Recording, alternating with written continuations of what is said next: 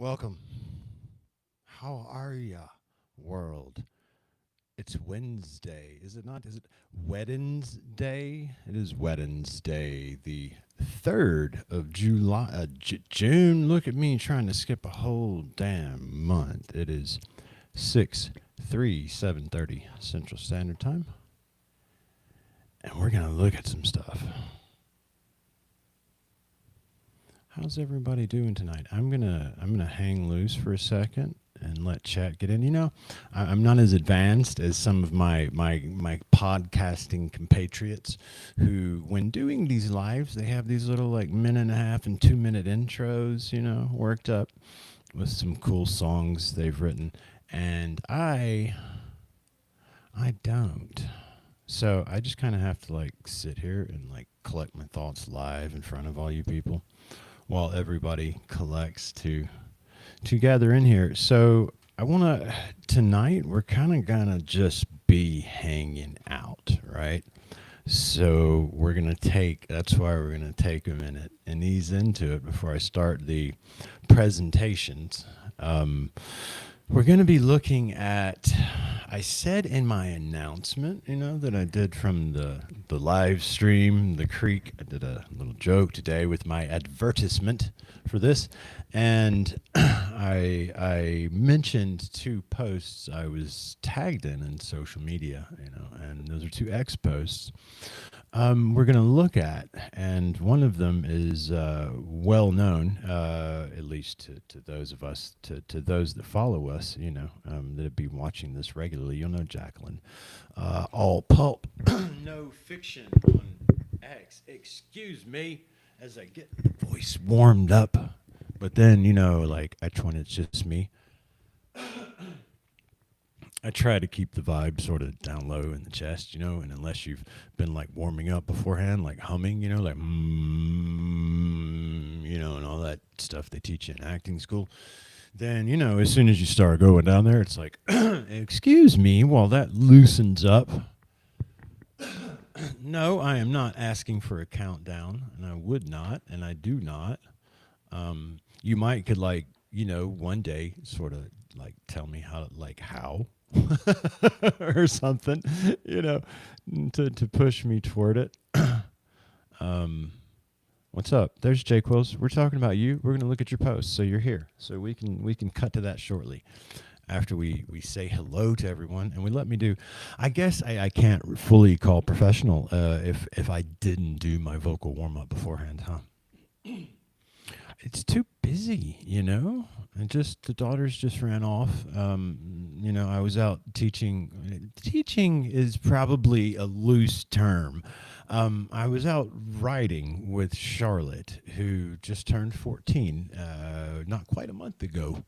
And Karen, right? So she's a cousin, niece by marriage, however we relate KK. What I know is she's basically Charlotte part two, and they're joined, and so I had to take them driving around the neighborhoods, teaching. Like I said, it's more they're at the stage where I can kind of just let them go.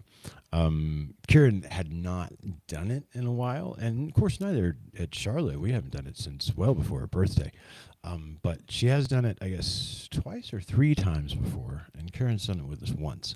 So, typically a nerve-wracking experience, and I like to make lots of jokes about it, but actually, it's a complete and total blessing to, and it blows my mind to be able to just sort of calmly ride there, in the passenger seat as this little lady now, ferries me around, just kind of going, whoa, But we just stick to the little neighborhoods that connect here. They don't do any trafficked or lined roads. But still, they're quite excellent at it. So I can't really, give them a terrible time. Got to do the Ron Burgundy warm ups. What are the Ron? What to do today, a minute or two to two. A thing distinctly hard to say, but harder still to do. The dragon will come at the beating of the drum, a rat-a-tat-a-tat-a-tat-a-tat-a-two. What to do today, at a minute or two to two. There we go. Something like that. That's just so rude. Why would we stay attuned to this guy? He didn't start his warm-ups until after he invited the audience in? What's going on with this loser? And who are these two absolutely abhorrent young ladies that are hanging out with him? Those are my two friends from the Universe Unveiled. Do we call it just a podcast? I mean, it's more like a show at this point with all the various areas of production you put out with the weekly news and then the interviews and all the different facets that Sarah's adding into it. And then you're crossing and everybody's going on different shows. It's more like sort of an institution would probably be the word I'm looking for Universe Unveiled. The Human Torch was tonight. It's an institution. Look at you. You're interrupting my advert for you. And she supposedly had a PR over at the Institute of Natural Philosophy where we all kind of associate. And boy, if I, see, I try not, that's why I did my own thing. So I don't have to worry about, like pissing anybody off. And then they just followed me over here. And it's like, okay, but, I might say some things that don't follow your rules, like calling you, constantly echoing Dr. Lee Clare, lead excavator of Göbekli Tepe, who took time out of his busy life and took all of his weight and might and ego and aimed it at these two friends of mine, called them absolutely abhorrent. So anytime you hear me calling them that, please know that it is the furthest thing from the truth. It is in fact an acknowledgement of what Jay Quills, whose piece we're going to look at here tonight, calls one of the highlights of her podcasting career. The conversion, there you go. Yeah, it is. It's your show, it is. It's your show. But, definitely more like an institution. Yeah, well, that's why I'm over here, man. That's why I didn't even want anybody there. They jumped on me too. Everybody, even after I started this show, at first, like without really even looking, I guess they kind of just assumed that I was in their. We use Riverside, their Riverside that the Institute, supplies, and I was like, no, no. I don't. You've seen me when I'm not being recorded. You know what can actually fly out of my mouth. I don't have to worry about the legalities of all of that. So I just came to sit over here where nobody is responsible for it but me. Yeah, there we go. Look at me running into the 10-minute warm-up, which I usually do with video to give everybody time to settle in. What's up, Screwdriver? Screwdriver from over Dave, right? Dave's Multiverse is where at least I think we originally bumped into each other. Cheers for stopping by, bro. Conversation. Yeah, absolutely. And that is what we're kind of doing here tonight. Yeah, I never know whether or not how heavily I can lean into the conversation, because at only episode 17, I don't know precisely what the chat's going to look like, so I'm never quite certain if I'm going to have to come in here and sort of lean heavy into the shaman side of things, which means talk to myself a fucking lot in normal speak. Take that ability and run with it, or if I'm going to have somebody here soon. Look at this, Dave. I'll have to send Dave a little screenshot there. Soon. I know he's got a trip planned with the wife overseas. I think this month, June. So I would imagine this summer, shortly thereafter their return. But he knows he could show up any time. That's for certain. Okay, everybody. So what we're gonna do tonight is we're gonna look at two tags I got in social media on X. One of them, of course, being Jacqueline's post, and another one from I may just read, because I don't know who likes to be doxxed or whatever, So I may just read off my phone for that. But what we're gonna I think start with is we'll look at Jacqueline's post. She's doing an excellent series, which I will let speak for itself, and I'm gonna do a share screen here in 1 second, Jacqueline, and I'm gonna go through it. For the record, Jacqueline has been at work all day and is still busy. But otherwise, I did give her the choice to come read this instead of me reading it, because I'm probably gonna botch it. But what I am gonna do is talk about what it means to me to have someone sort of, we use the word tag, right, in social media, like tag, you're it, and that is a woefully, insufficient word for what one can feel when one gets, oh, I forgot something. Look, I'm glad we didn't really start yet. I forgot. Oh, I'm so sorry, Rumble. I set up everything, but sorry, guys, I'll keep going. But I just realized I forgot to add in my Rumble. You got to add that destination in. So now I'll just upload this to Rumble, so you guys will get it, later tonight. But anyhow, I'll keep going. What it means to sort of be referenced, hopefully you're not talking to me. Oh, I know. I'm just playing around. Fill in air. You just gotta let it, and it's just sometimes, you just don't ever take it seriously.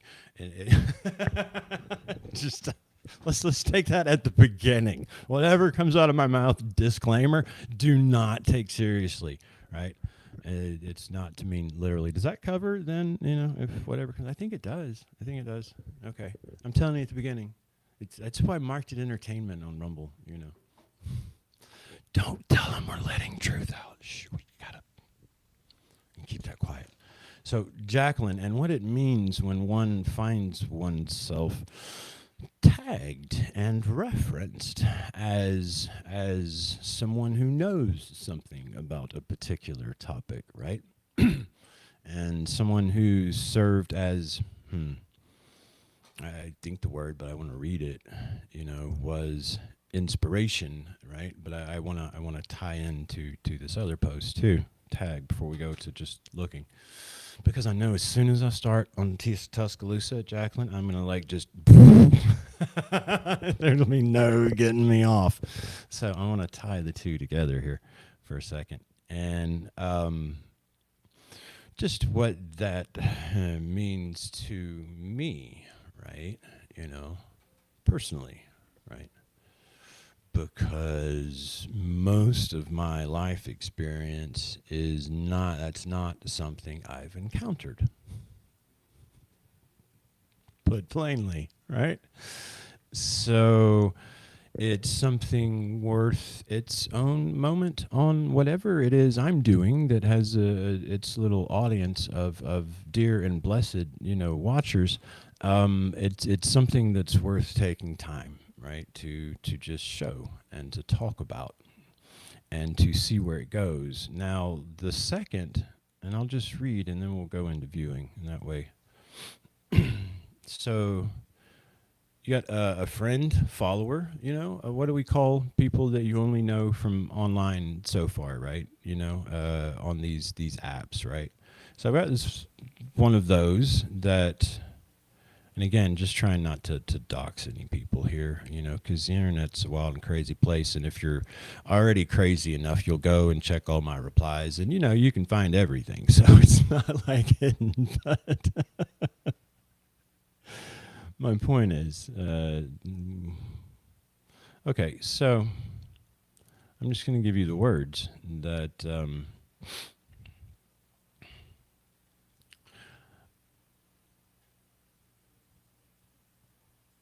a reminder. So I found one true friend, a reminder, a testament to fortitude and spiritual fire. I, talking about themselves, transmute my trauma into treasure. I am born anew. I'm wrapping up this chapter of my life in, and we'll skip that, how she forged me into the person I have become: resilient, resolute, and steadfast, and absolute in my goals for the future. You can absolutely, this is the part that sort of really, like just jumped at me, right? And hit me. You can absolutely be messy and holy at the same time. Stand tall and be brave enough to show up exactly as you are. Thank you, Shaman 711, for being a profound light in my darkness. I honor you and yours. Okay, now that's, to be clear, it's not from Jacqueline, right? That's just someone else online, right? Now, for me, what really hits me and what we'll probably end up talking about after we look at Jacqueline's post, the most, is that whole notion of, it's hard to use the word inspiration about oneself, I mean, unless you just, got some kind of ego, right? What's up? What's up, Miss CMS?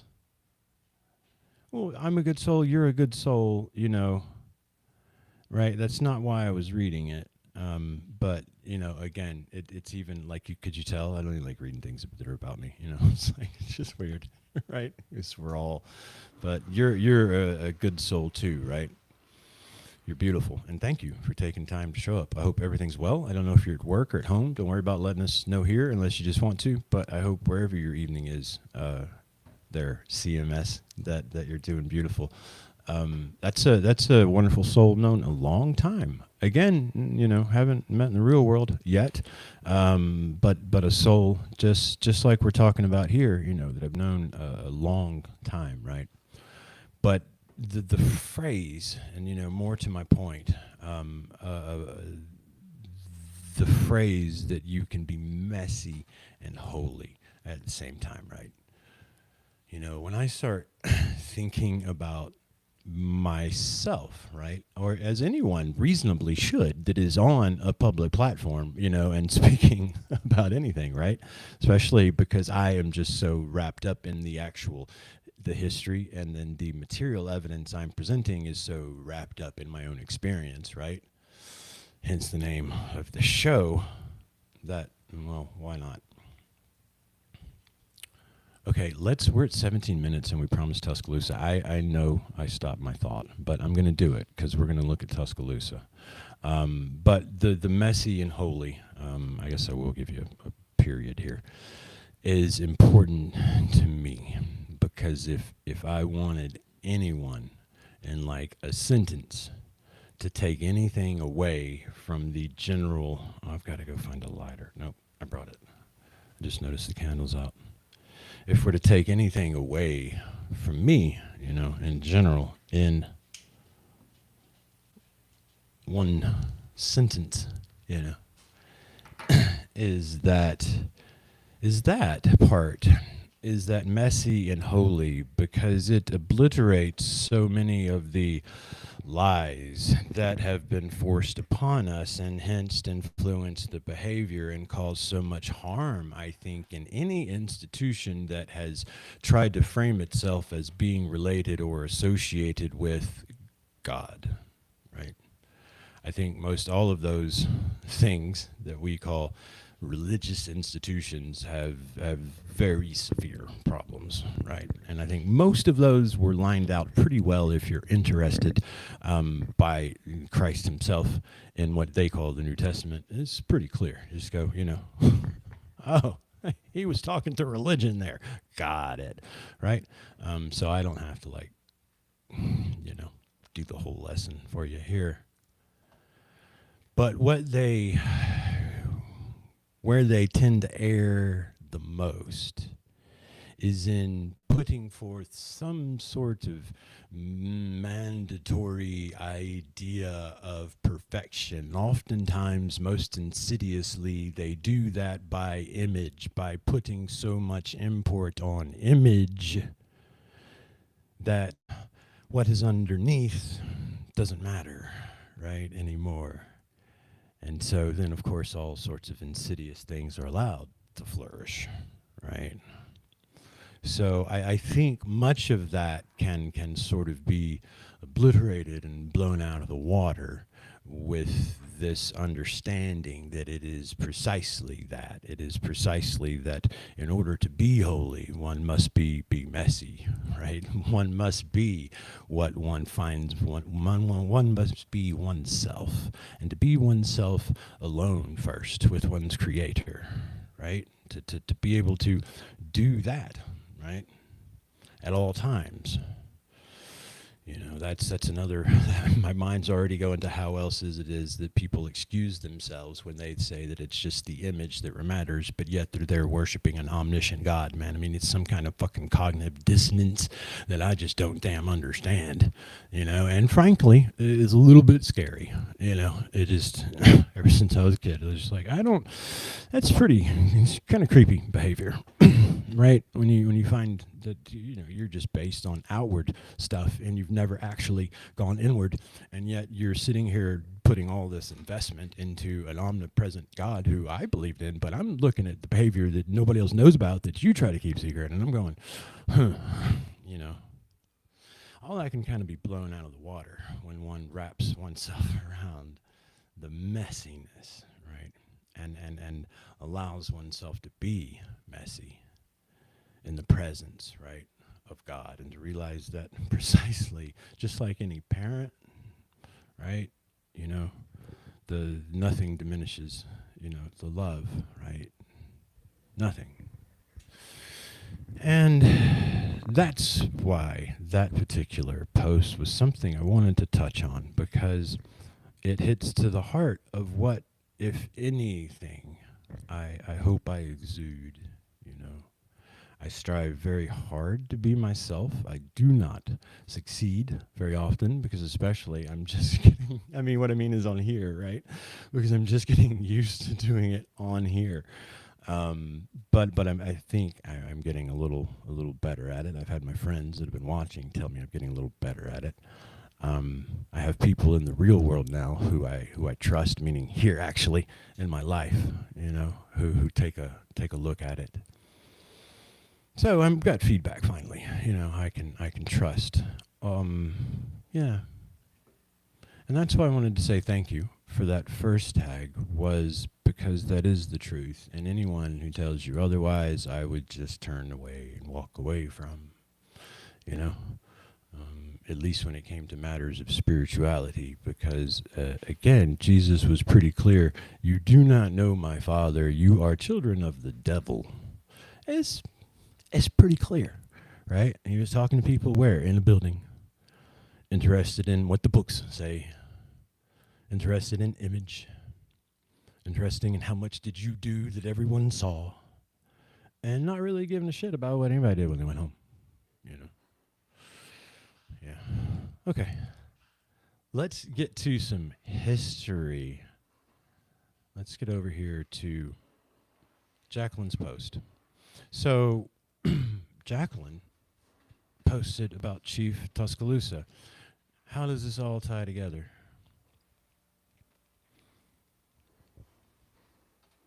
See, I mentioned shining a light in darkness, right? Let's light my candle.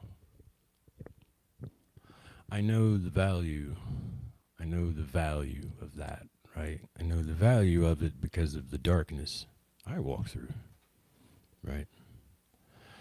And I know, it's like I told somebody the other day, let me just say it this way, that needed a ride, right? They don't have a car. You need a ride. I give them a ride. I've got people I give regular rides to, right? I give them a ride. And they're like, you know, just want to thank you very much. And here's how I voiced them. It's like, look, I spent lots of time without a vehicle myself, and I learned precisely who people are, right?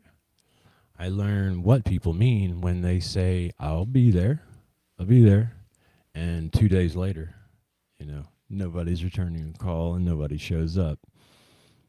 I know what it means, you know. It all was a blessing, right? For myself, because then I'm on foot.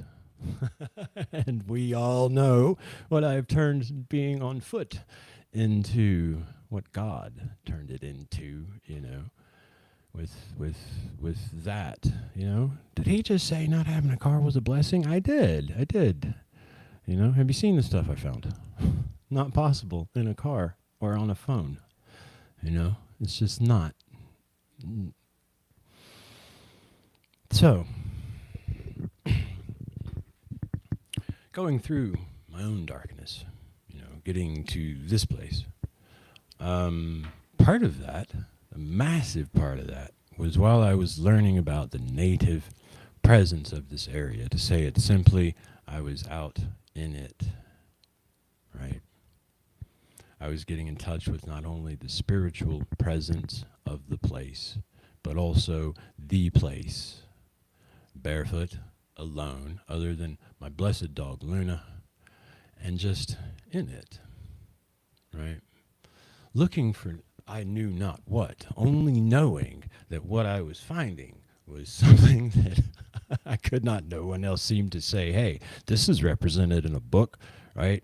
I couldn't just ask, hey, there how many mound sites? There's two registered, three maybe registered actual like mound sites in Alabama, like just your history, your glance at the history books gives you no indication, the stuff you're on to. So I was those two things were combined, right? For me, this shamanic calling, my own walking through the darkness, the trials, my own choosing to go within, seeing what I found, right? I was had to called it out, to be honest. Much as anyone who knows in AA, you've got the prayer where you got to kind of hit your knees and, like, whatever, throw yourself, say, I can't do it. I can't do it. If you're there, if anything's there, if you're fucking there, this is the time, because I can't do this and I'm done. That's right. Okay, well, I sort of, after all of AA, and life got a little more visceral. It's funny, you get sober, and then it's just, it's like, oh shit, here we go. Time to get it straight. And I called him, right? I was about to make a decision in my personal life that I didn't foresee until that point myself making, and I said, if I make this decision, it will be my last. Everything else has to be from you direct, and I don't mean whispering, right? If I'm going to dedicate what in AA, they told me it was a guided life, right? Well, if I was gonna throw myself onto that wholeheartedly, I wasn't gonna accept that I needed to work too hard to decipher whisper and code. And as Sarah knows, right over there, my sister of numbers, codes all around us. So while all of that was in process, I was never looking for Chief Tuscaloosa. I was never looking for Mabilla. It wasn't until I found myself in what I knew to be yet another area in a creek of heavy native presence that I started finding all of this metal. And I started, I had to go, damn, this might be the first time yet that I have to, like, pick up a book. I mean, like, go to the internet and just fucking, what is all this metal? I did not know of Mabilla. I didn't. But since then, we've gone quite a long ways. Let's share screen now. And let's look at Jacqueline's post on Chief Tuscaloosa, who, as I hope, and my little ramblings, which, hey, it's my show, I have elucidated, became quite I became quite emotionally attached to the native presence of this area, right? And as I then walked myself through the story, so when I had finally got to the point of I know this is Mabilla and I have to dive in and start absorbing this story, right? And then I really started covering this fucking place on foot, that I start laying out by backtracking the rest of the locations that are mentioned in the accounts we have around the battle, the towns of Tuscaloosas they visited beforehand. And I was able to, my satisfaction, map those out, right? And I discovered things about the decisions, and we'll look at a map after we see Jacqueline's post, the decisions that this particular chief made, right? And what that says about these people. It means a lot to me. And so I'm so pleased that Jacqueline did a little post, which we'll read now. If I can remember the right button. Y'all are right, man. So I don't know why my Riverside, and I'm talking to Jacqueline and Jacqueline Sir, I don't know why my ex, that's where I'm opening now. My Riverside, and here we have Jacqueline's post. My Riverside just did the update in the in the home. So different buttons. Okay, thank you, everybody. That was the first half hour, is my trying to get back into practice of stream of consciousness, while also remembering that there are people listening. So thank you, as always, for joining and entertaining that as I continue to practice this whole business we call podcasting. Now we're going to read. All right, so if we open this up, does it... Okay, it's down below it. Great. Let's get them all open. So every Wednesday, right, Jacqueline? Jacqueline is doing Unseen Wednesdays, where if you want to describe in the chat more precisely, but where, as stated, she's going for figures in history who are a little less mentioned or a little less known today or a little less mentioned in the historical record.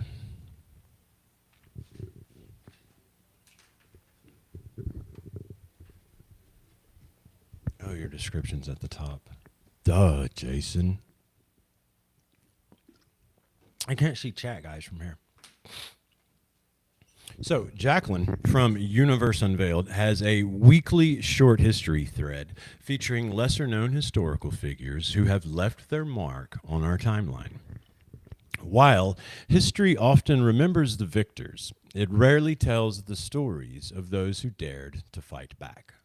In 1540, one powerful indigenous chief in Alabama stood tall against one of history's most brutal conquistadors, Hernando de Soto, and very nearly stopped him cold. Is that close? This is the proud story of Chief Tuscaloosa. So there are many who say that De Soto had like 30 arrows in his, leather, whatever shawl shit he had on. Not leather, the woolen, cloak that he had on when they bum rushed him out of the place. So he nearly did literally stop him cold. I do like this image. It's nice. It's not overdone. It's not overimagined. I do often, wonder about the mounds, and I know there's evidence in some places that they even had, clay, like Vincent Barrows has showed us even at Cahokia, where they had layers of dried on colored clay, that they used to make these things even decorative to a large extent. But I like this. I do like the representation. Yeah. Let's continue on with what you have written here. Chief Tuscaloosa ruled a powerful Mississippian chiefdom in what is now central Alabama. Spanish chroniclers described him as a literal, oh, you know what I didn't do? Producer just, I did, look, proper layout. Never mind, I didn't even have to check, y'all. Oh, no, you got it. I'm sure, yeah, it's right. I'm stopping myself from adding, all the stuff I've read to it. Our condolences. Yeah, I know, right? Thank you. Thank you, Riverside. We're all pleased. It's like it's even recording in lower quality now. I don't know, man. But I'm whatever. I'm blessed to be able to talk to everybody here on it. So let's just keep reading. I got to get back to X so I can scroll. What was that? Hang on. See, I can't see chat until, okay, back. Ooh, that's not going to work. Huh. Yeah. One day. No doubt. Yeah, one day. One day. University of Alabama is, probably doing its best not to talk to me right now. And we don't even have to go into the details of that. Just look for my video on X entitled Help Me Trust Archaeology Again if you want to expound upon what I experienced when I first stepped foot into the realm of academic archaeology. Okay, let me focus. So the thing about not having another person podcast with you is, and you're trying to sort of really lean into just going with whatever flows, then it's like squirrel. When Spanish chroniclers described him as a literal giant of a man at over 7 feet tall, muscular and regal in presence, who commanded a network of villages and lesser chiefs. When De Soto's 600 battle-hardened conquistadors, tell me where you're pulling that number from, right? Conquistadors marched into his territory demanding food, porters, and women. Tuscaloosa refused to be intimidated. Using calculated diplomacy and brilliant deception, Tuscaloosa tricked and lured the Spanish into the heavily fortified town of Mabilla. On October 18th, 1540, thousands of his warriors sprang a massive ambush. The Battle of Mabilla erupted into one of the fiercest and bloodiest clashes between Europeans and Native Americans in the 16th century. The warriors fought house to house as the town was set ablaze all around them. Though the Spanish eventually prevailed, using horses and steel, they paid a heavy price with dozens dead, hundreds wounded, and most of their supplies destroyed. Chief Tuscaloosa vanished that day in the smoke and chaos. His fate remains unknown, but his courageous stand against impossible, invading odds has become legend in the South and beyond. If you want to learn more about Chief Tuscaloosa, Mabilla, and the Chronicles of De Soto, please go check out the extensive work of my friend Jason. His X page, see, I didn't even read this part yet. I'm going to try to just read it fast. His X page and YouTube channel are a wealth of information and discovery you won't find anywhere else. Also on the Shaman and Philosopher podcast with Ricardo Calvario, you can catch up with the guys who are now doing a series of readings. We are from the De Soto Chronicles, a favorite podcast of mine, and definitely not one to miss. And Jacqueline, who is really, you're kind of sort of my full, final inspiration to go forward with the reading. I've that and having Ricardo, as a partner, obviously, to, bring everything he brings to the process, right? That was key. But also, you're simply telling me you'd be interested, right? Telling me that, you were into it, right?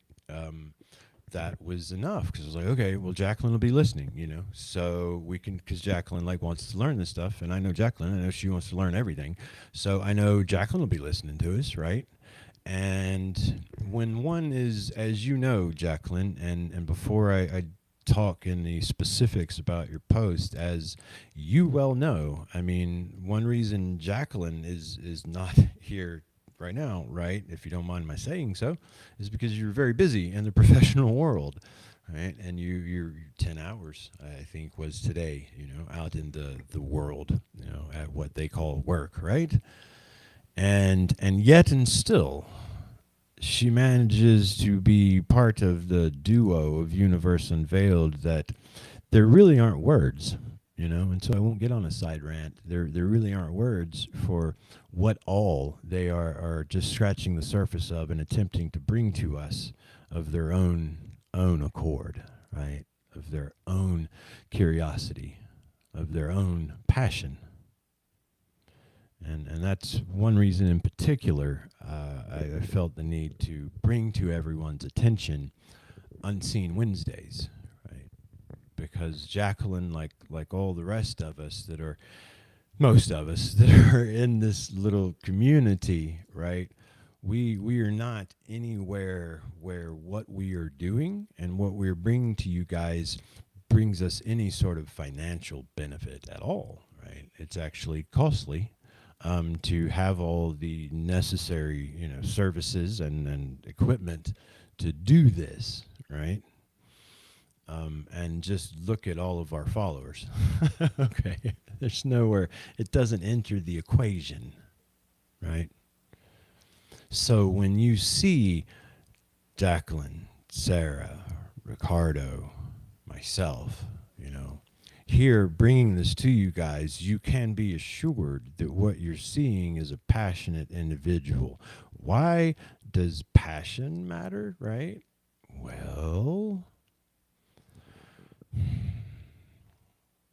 you want to get at truth, right?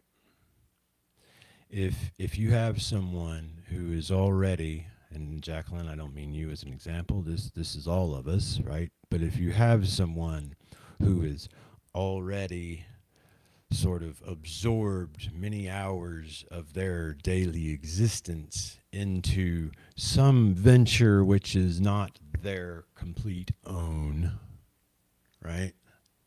And therefore, the time that is allotted for them and things that are their own is a little bit, right? Okay. Well, when somebody is taking that little bit and they're doing it with energy and vigor and passion, I've learned that most times you can realize you've got somebody that's interested in truthful things, in real things, and in authentic things, At least that's what I see in my friend Jacqueline. That's what I see in her post.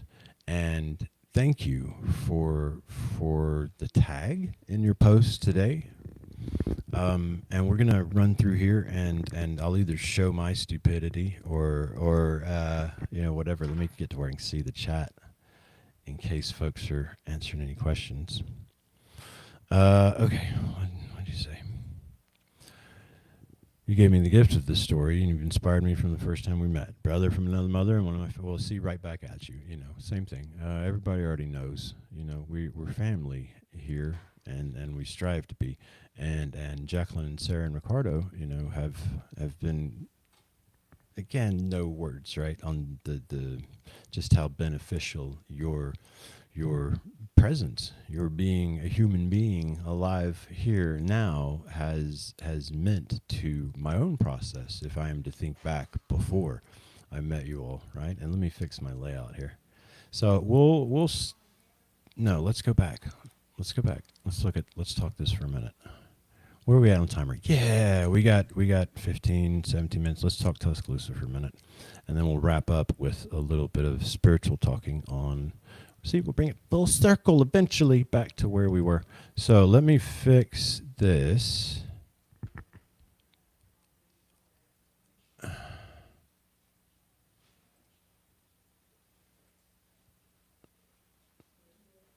right, let's examine this a little more, Jacqueline. And let me put my earplug in because people are talking and the house is full and I'm supposed to be focused. All right, so let's look at details. So over 7 feet tall. Yeah, so let's, come on, you want to do this? So half a vara over, I can do it, it's here. Half of, a half a vara taller than the tallest Spaniard, which certainly put him over 7 feet tall. Ricardo has been working on sort of the measurements of the time, right, and how they would translate. But a vara, to my understanding, is roughly a meter, right, is roughly 3 feet. So half a vara is roughly 1.5 feet, to 2 feet. I may be way off there, and Ricardo will certainly correct me once he dives into what did they mean in the time, and does that meter translate to this meter? I don't keep all of that up here. When DeSoto's 600 battle hardened. Okay, so I'm curious about this, and we're going to answer that question, at least what we can from here, and I'm going to probably need, can I do it with this backlight? I bet I can. Okay. So you've got 950 meeting for the conquest of La Florida. I want to get to where, hang on. Yes, I'm talking to myself now. Where is the section I highlighted where it lists off? You see, this dude does a pretty crappy job of putting all the numbers in one place. He even breaks it down. Do you need something? No, good night. Okay, good night. Love you. All right, love you.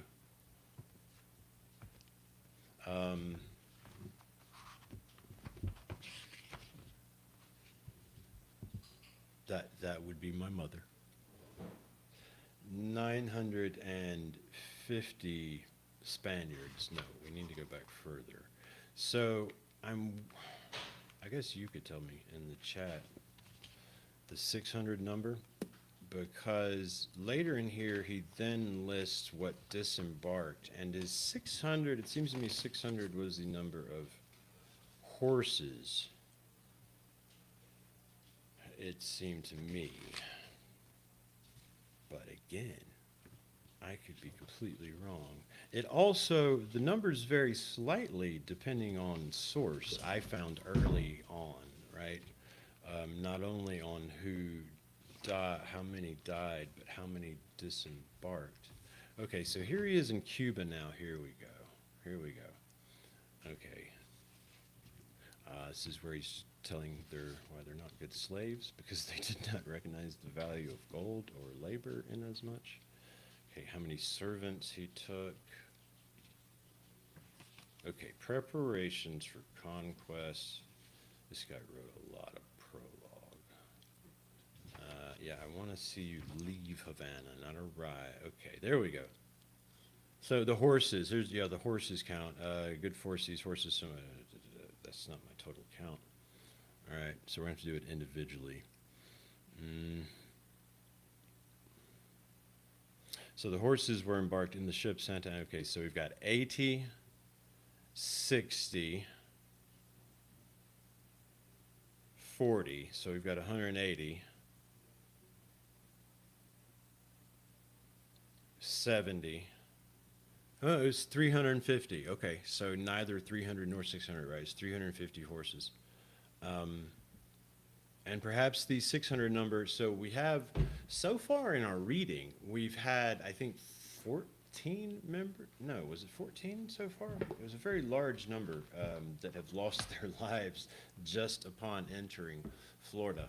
But again, I don't think with the 950 disembarking, I don't know. I just don't know I'm trying to be accurate, and I've never found anybody that can be precisely accurate with me.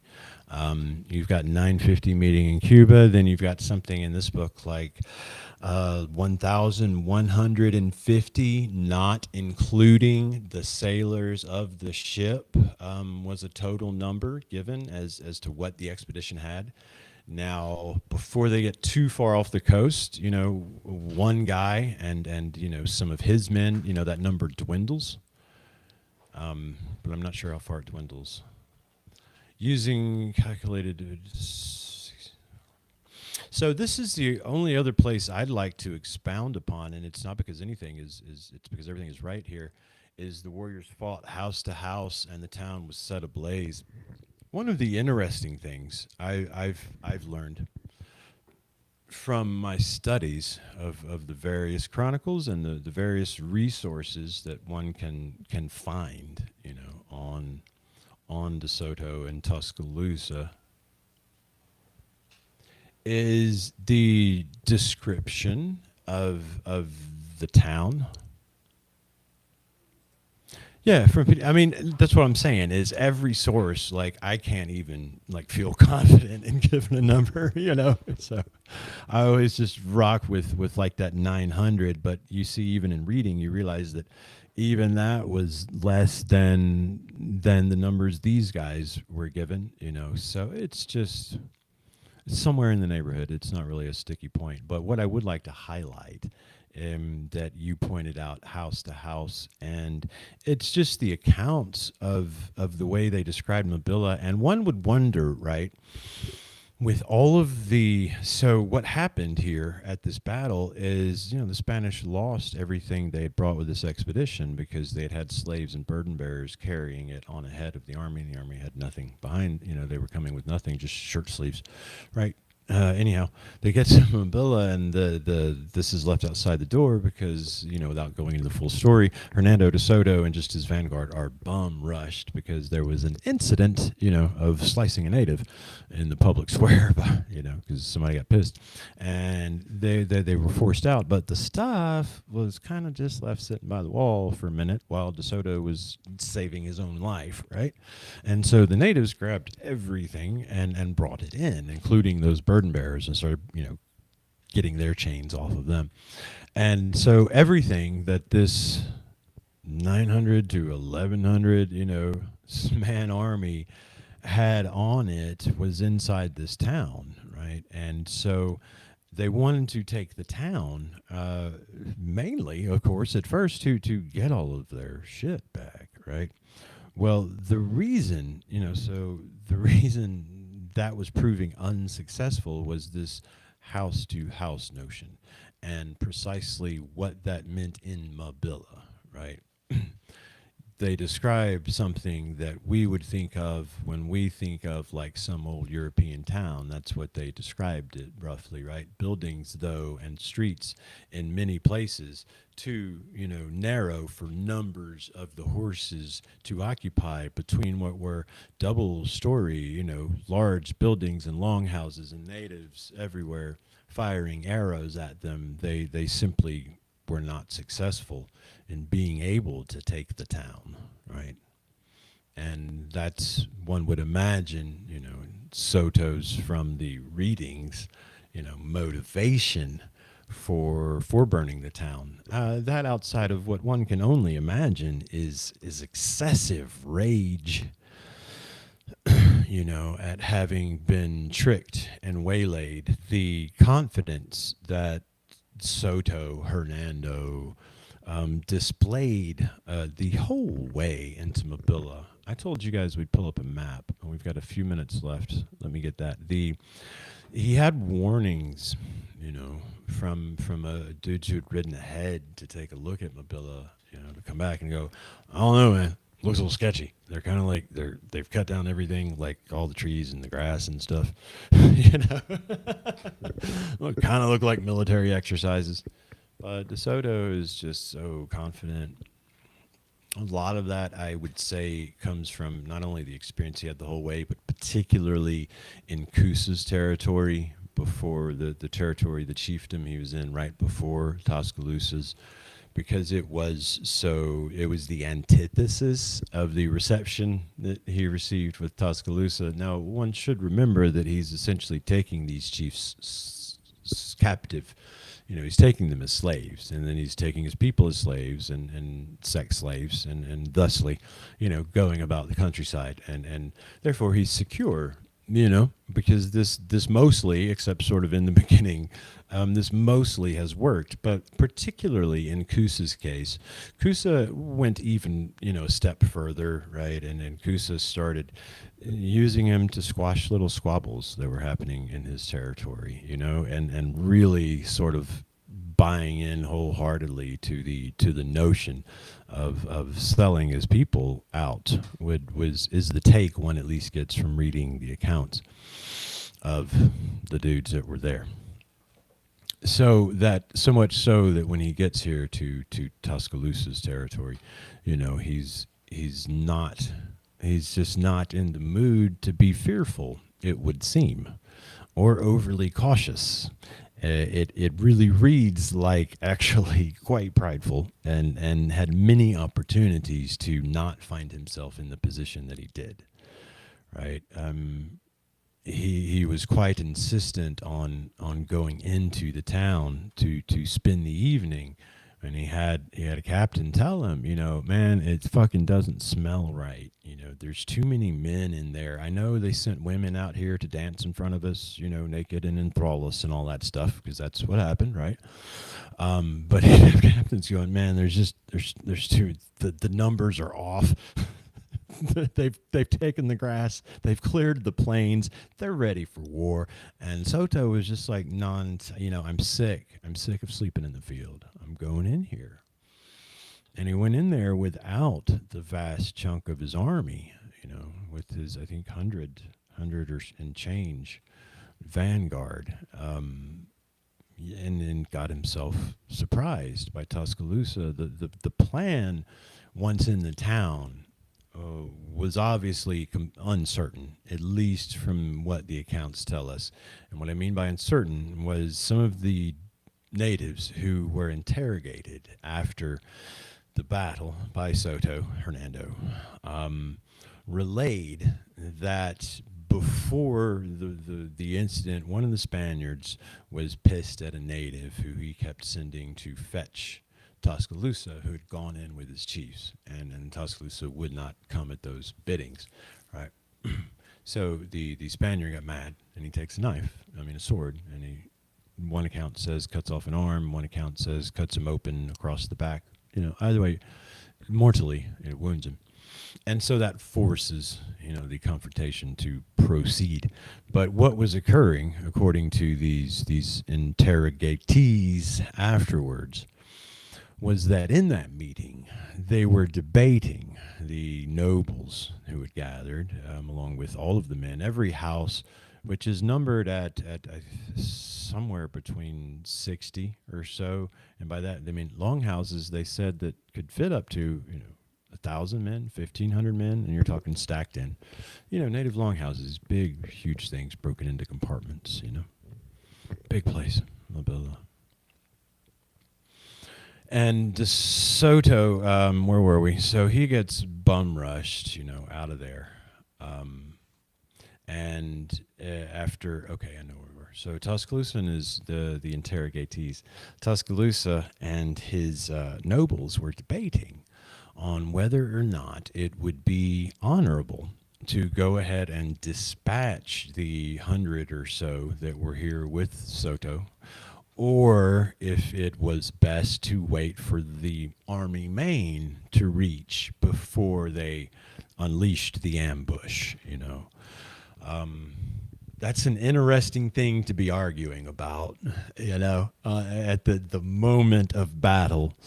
It really goes to show you the heart of these people and their code of ethics, that they had about themselves. Even, we are only 100 and some odd pages into this thing, and we have already in the reading of it that we're doing that Jacqueline's post mentioned with Ricardo, we've already run into several examples of the one has no other word but diplomacy, you know, that took place between these people and the way honor drove everything they did, you know, or what we would call honor, right? What we would call a code of right and wrong, you know, a reason for decisions, you know, that they seem to operate inherently by. And so here they are arguing over if their code, you know, would enable them to go ahead and take these men who they had at great disadvantage, which is true. If they would have moved in force as planned, you know, execute Soto, head cut off, and, you know, you're just, boom, it's gone. And then the remaining army that comes up totally shocked, you've got all their weapons, their leader's gone, right? There would have been a different outcome. But fate had something else in mind. Fate had something else in mind. We're reaching our hour. We're at our hour. So I'm going to thank my friend Jacqueline for her bringing up Tuscaloosa and giving us a chance to talk about him today. We're going to look at our map because I said so, and I guess we're going to shoot for an hour 15 because I did say we'd talk spiritual stuff for a sec, and we didn't do that yet. So let's take a look at, I think, Google Maps. No, I want you guys to be able to see, I think place names work better. So let's see what our USGS looks like. Let's share this with you guys. Yeah, I think this is going to work for us just fine to give us a further idea of what it is who it is that Chief Tuscaloosa was.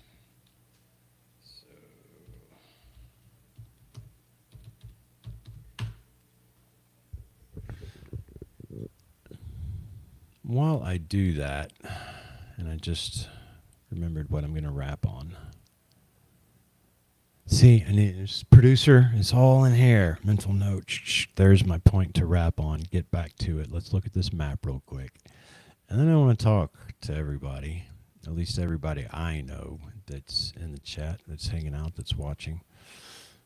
Okay.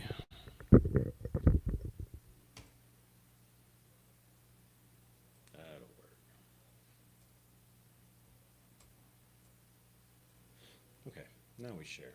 We're going to get back to Riverside.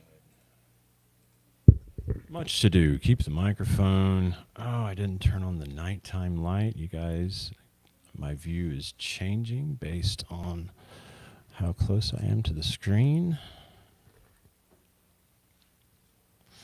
Of course, Jacqueline, and we're not even quite done talking about Tuscaloosa because I told you, even though I'm trying to keep the vibe, again, some of your pointers, you know, on this show, a little more late night radio DJ level. Let's take a look here. Let's keep doing what we said we would do. At minimum, you know, I don't hold myself to many standards. Is it not obvious? Back to our point of you can be messy and holy, but I do hold myself to striving to do what I said I would. So Riverside share. Man, change them buttons around on me. Yep. Okay. So continuing with the thought of Tuscaloosa, we're going to zoom in on Tuscaloosa's territory here. And I should be much more familiar with this map. I don't know if it's going to let me pen, but you can see. Well, I got my layout right, guys. Let's jump back over here. Is my layout looking good? Layout's looking just fine. Okay, let's hop back to the map. Let's get rid of Flag Mountain.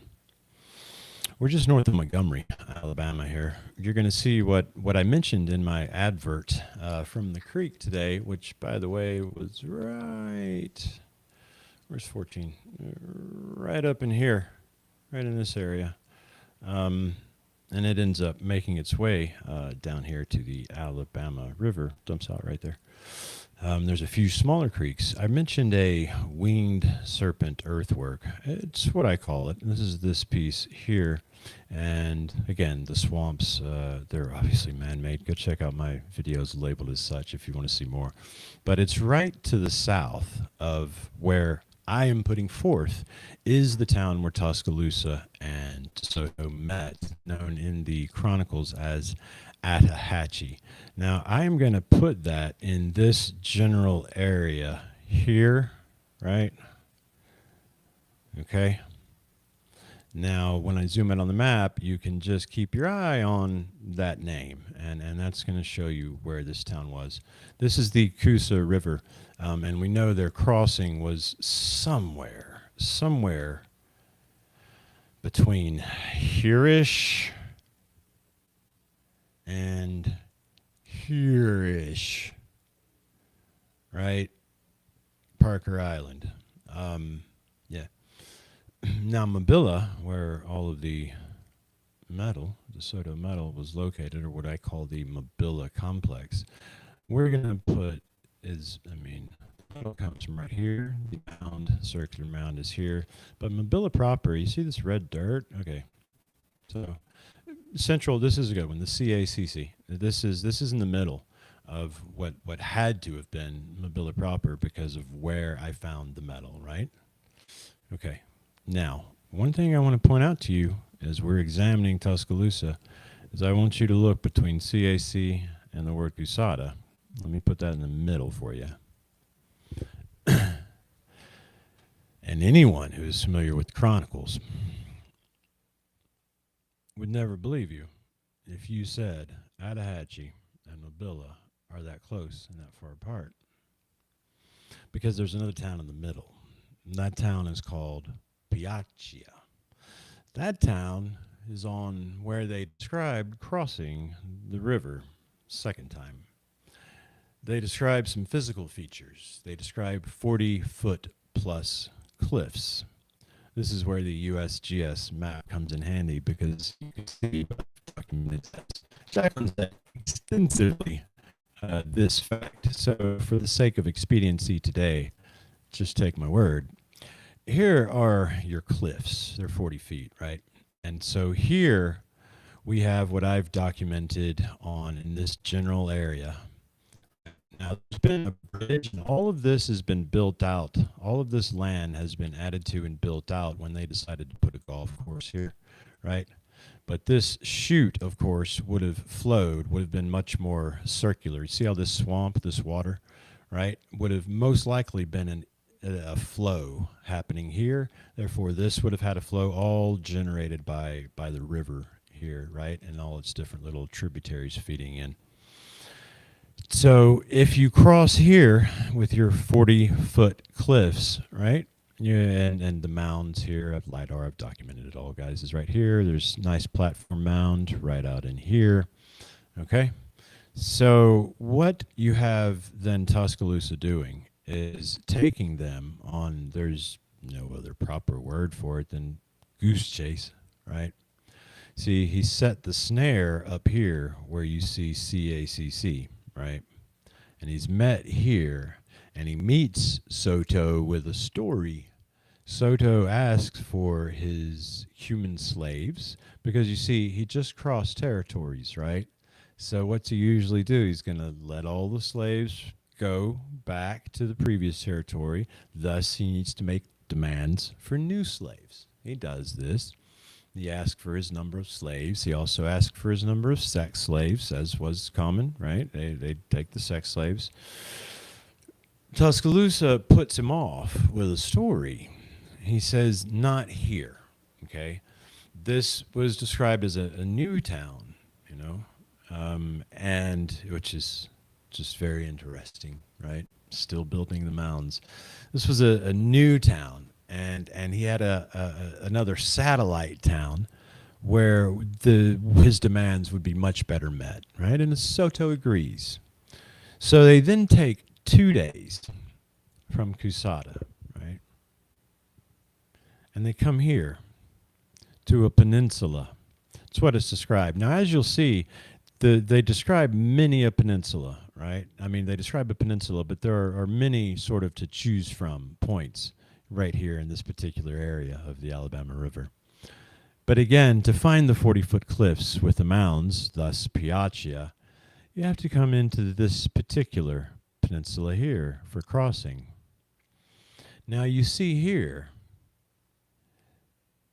he marched him south and west, had him cross a river, right? And then leads him mostly along the track of Pine Creek. You see this neighborhood here is called Pecan Ridge. Pecan Ridge had to cease building because they found native bones in the lots, you know, some of the last few lots, but they still keep building all around it. It's funny, but it also verifies, you know, the massive native presence that is in this area. And he marches him here to Mabilla.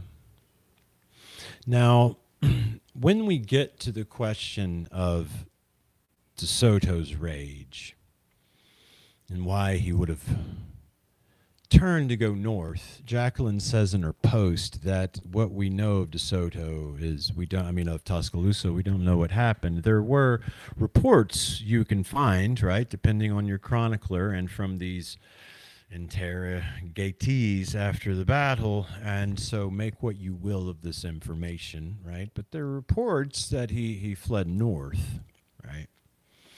And of course, being here just on the Alabama River makes sense, right? Would have fled to the northern part of his territory. And as, you know, fate would have it, that is the direction in which Soto ends up taking himself as he wanders, you know, east to north after he makes the fateful decision to leave the area of Mabilla. But before he does that, they camp, it says, near the area of Mabilla, tending to their wounded. But what they do in order to secure a 30-day or so camp is they then take themselves what again, with Ricardo's math, may be slightly larger or smaller than this, but something now that, you know, he's done the job of helping us dig into better what a translated math would be, but something like a 30-mile radius, right? Which obviously wouldn't, you know, they didn't cross the river. But what they would have found less than 9 miles away is Attahachie, this town where he had met Tuscaloosa. And at that point, De Soto would have known just how badly he had been played and to what degree. That for days, this very stoic, legendary, unseen Wednesday posted chief had done to him.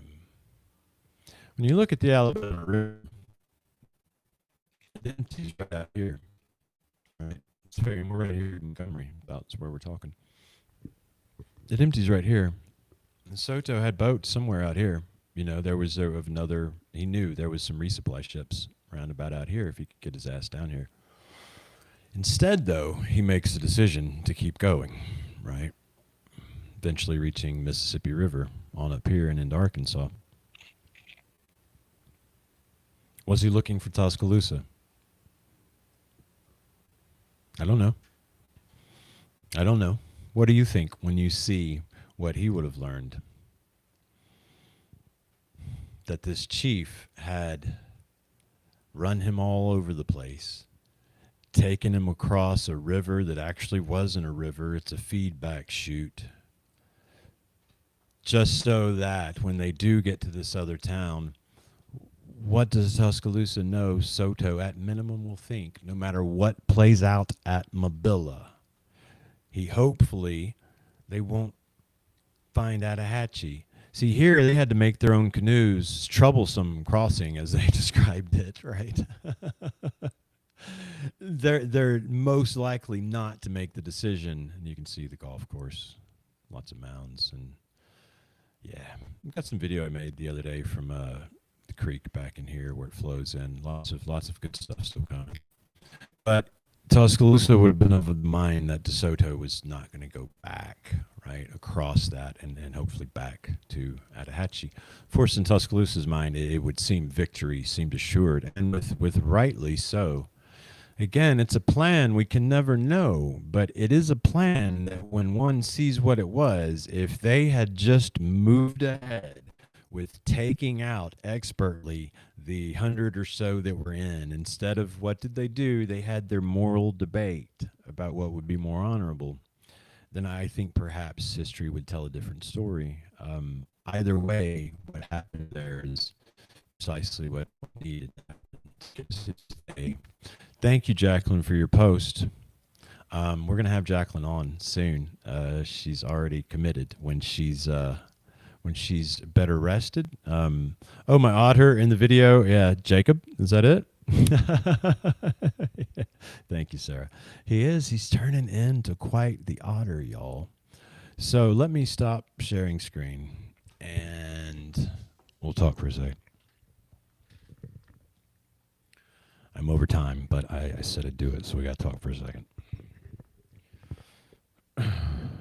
There's not a person, guys. I guess here's a good place to start. As I reference back to my friend's post, there's not a person in our online community. There's not even a person in my life personally, outside of my children, and I've reached a blessed, plateau here, or place here recently. But when I think of all of us, I Sarah, right? We don't have to talk about what your most recent thing you're just going through, right? You can put it in the chat if you want to.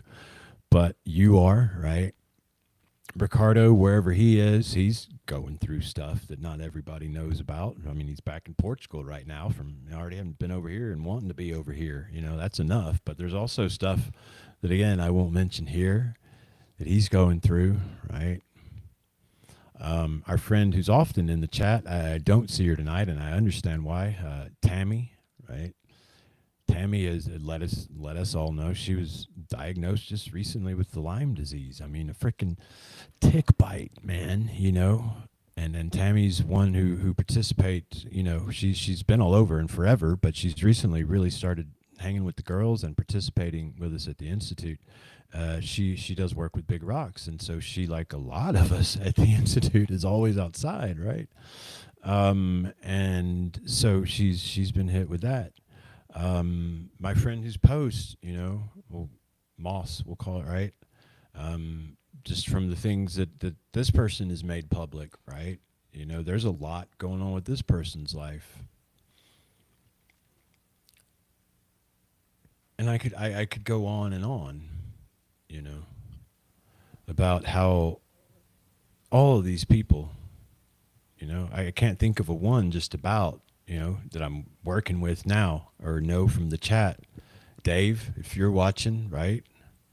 We've all got things, difficult things, not anything particular, just our own, a guy once told me this. I was coming from AA. It was like early, and I had this friend who's since passed, doesn't matter his name.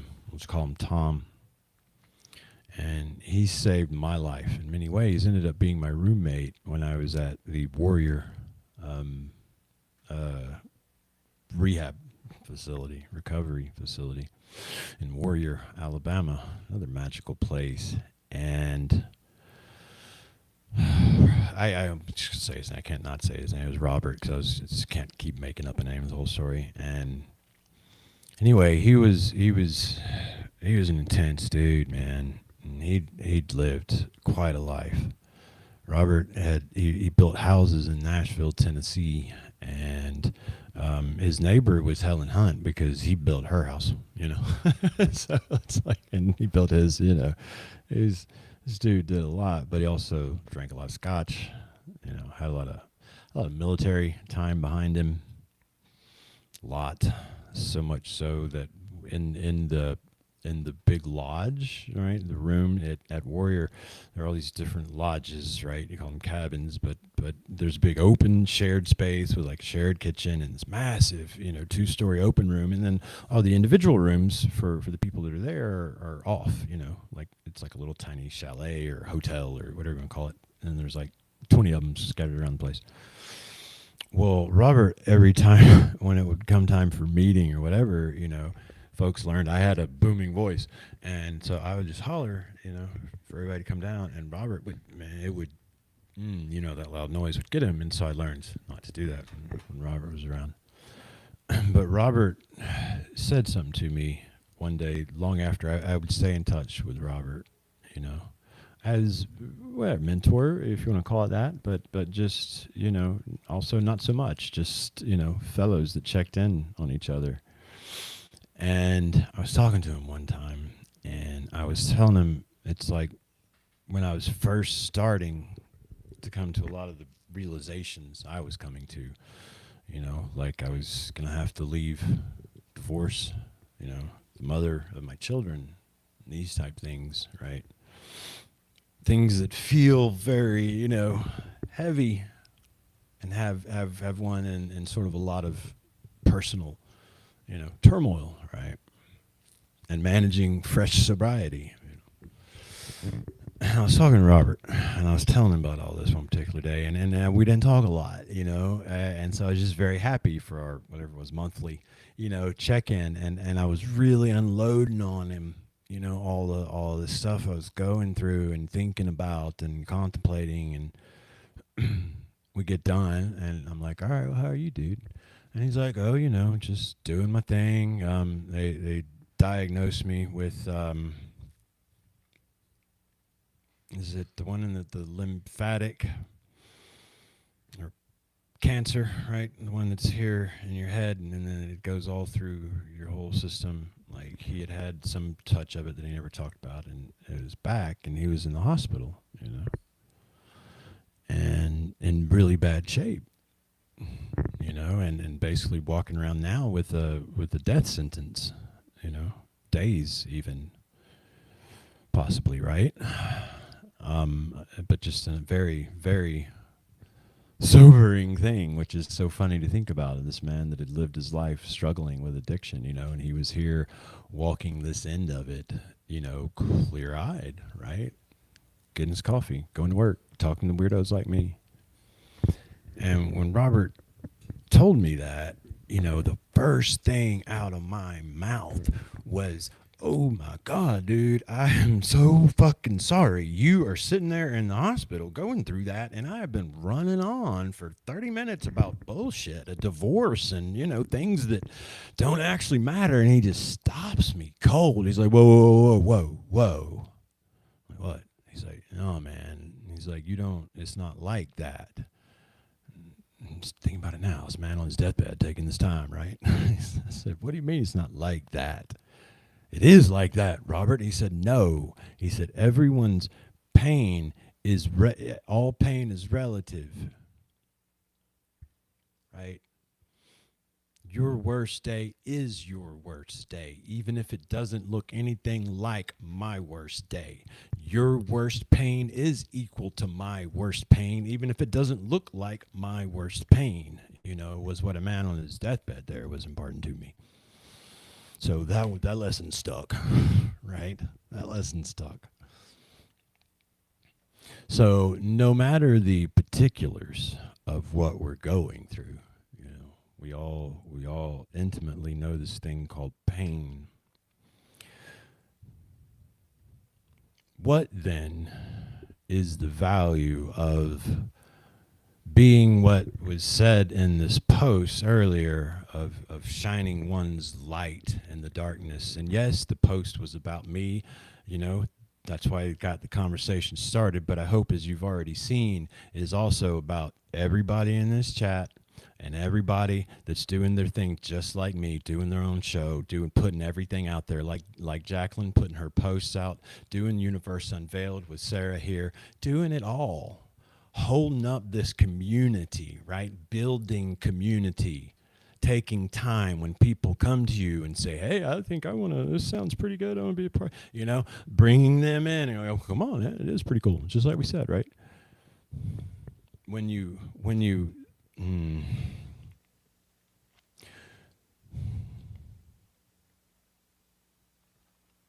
when you see each person shining their light, right, despite what you know to be a handful, personal hands fucking full, right? You're not going to hear me talk bad about anything in my life right now because, frankly, my hands are fucking full with good stuff. And I mean, the quiet stuff on my life level, right? It's summertime. I've got my children here with me. No, they have access to a car, so they're going to watch a show at a friend's house. They're at their sister's house right now, right? Man, it changes when they're teens, but they're here. So I feel like I'm at home. I've got a friend in real life now. I know, imagine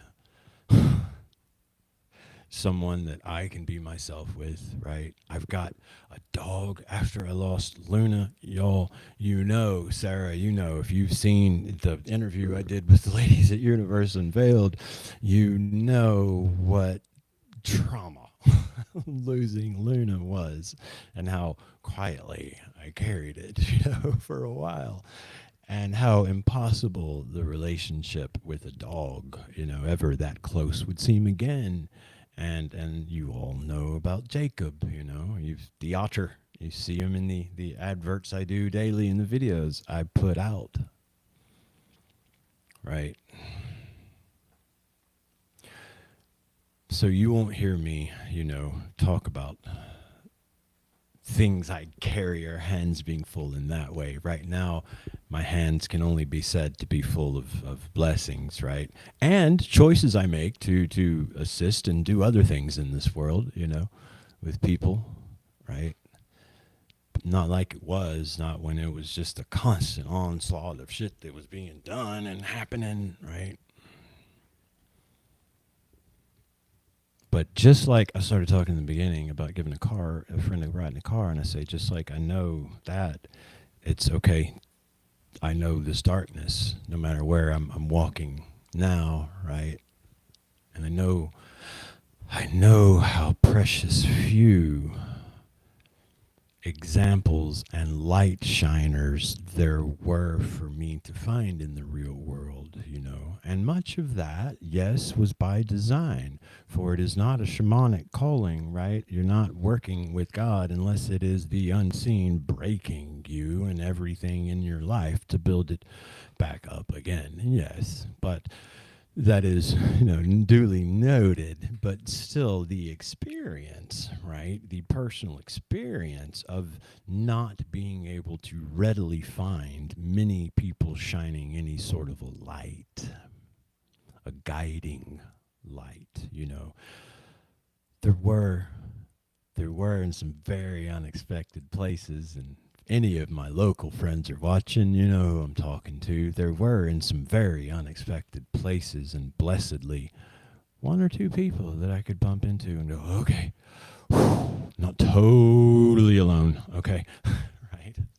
And there were then examples that I could see, afar, right? Be they people who were known, and we use the word famous, so just meaning I would be able to find videos and see and know these type people exist. There were those, but that's good when you're in the middle of darkness, but it's little actual good.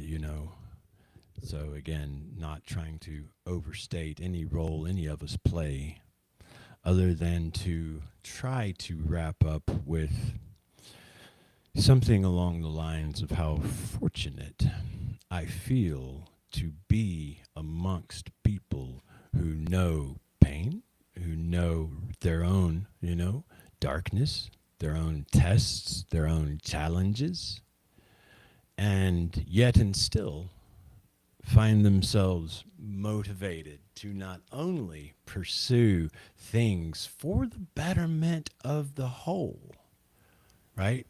that cannot be underscored enough, that what is underneath Universe Unveiled, what is underneath Institute of Natural Philosophy, what is underneath Jason just throwing shit at you all the time, right, is trying to get information that each person believes is beneficial to the whole, and preserved. And that means for the betterment of the whole.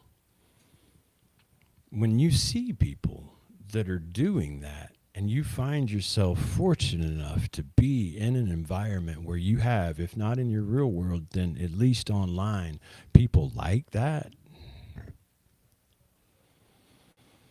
and you're a lucky motherfucker indeed. And yes, I'm talking about myself, and yes, I'm thanking my friends. I'm thanking them on behalf of any person that has ever said anything to me about me being, or my work, that's a more comfortable way for me to say it, my work being inspirational to them, right? Because each of you does the same thing for someone else. And as I started this with, there's not a one of us that doesn't have their hands full with something, and there's not a one of us that wouldn't benefit from seeing a smiling face saying, I see things kind of like you do, and I'm into things kind of like you are. There's not a person going through a dark place that doesn't benefit from that, and that is shining a light in the darkness. And that is my thank you to each of you and to all of you that in your own ways do this. You know, my mind right now is specifically around like people in our community, you know, the few I've been fortunate enough to sort of bump into in real life. You know, Michael Collins, Wandering Wolf comes to mind. Dan Richards, say what you want about to him, fucking sweetheart, right? And wasn't always where he is now, right? These people that you can see have known dark places, have known hardness, and have something within them driving, right? And somehow always managing a smile because they understand, whether they can put words to it like I'm trying to now or not, the service that's being provided. Why do they understand the service that's being provided to others? Because they've been the other. They've been the one in the dark.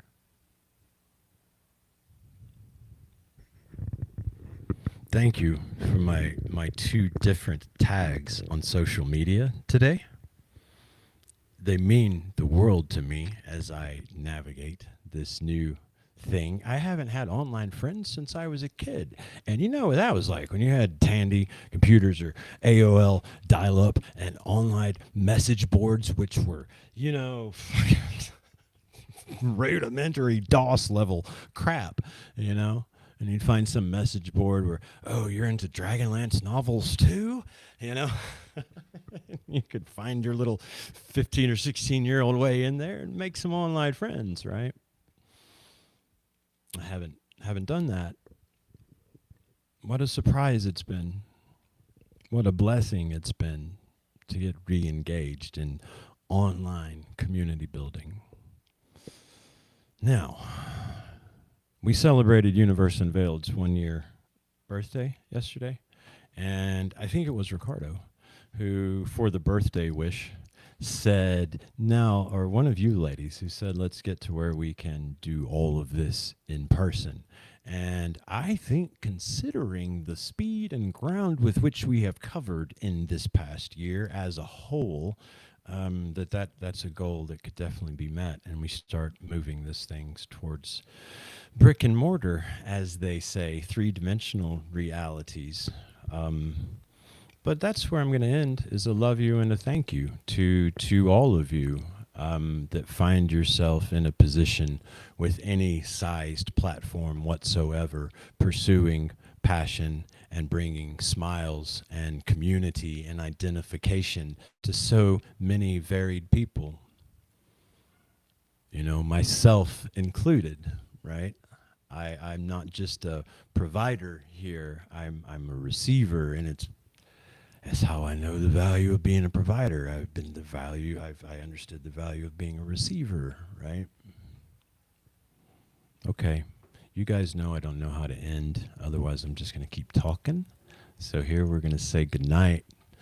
We're going to tell everyone to go within if you're lost, because I promise you there's directions waiting. And we're going to tell everyone that's been through darkness to never, ever, ever underestimate the value of simply being yourself in this crazy new world that we are finding ourselves in, because authenticity is the currency of the day, and authenticity is what you want. If you're authentic, and it's what you will draw. Be yourself, shine your light. And thank you very much for everybody that helps me keep engaged and keep doing this. And what's coming up this week? Friday, I'm going to get together with Ricardo again on The Shaman and the Philosopher, and we're going to read. I have got like 6 different things I'm working on to start showing you guys. So between now and maybe Thursday or this weekend, I'll kind of nail one of those down. But I also have some sort of real world things cooking, meaning people like friends of mine and shit that are here. One of them is a guy I haven't really seen except 1 or 2 times since high school that might stop by. So lots of interesting stuff coming. This, I think, takes care of my continued practice in our at least 1 episode a week of just hanging out. And I think that's what we accomplished. 1 person at a time, we can make a difference with words. You got this. Well, you got this too, bro.